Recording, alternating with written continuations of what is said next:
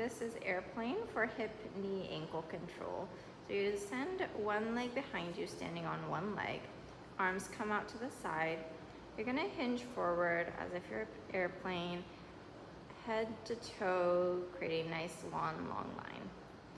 From here, you come all the way back up, standing up. Okay, I'm gonna do that again.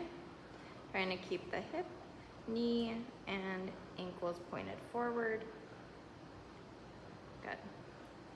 A progression for this is to add a squat. So you're gonna come forward, you're lifting from your belly button, your hips are square, you're gonna bend the bottom knee, and then lift and return. Trying that again. She's doing a good job keeping the hip, knee, and toe kind of pointed forward, and you can see this from a front view. Good. Come back up. Beautiful. Let's do that one more time. Sorry. Let's do that one more time. Come forward. One more thing I want to point out is your gaze kind of looking down, straight down below you. Good. And come back up.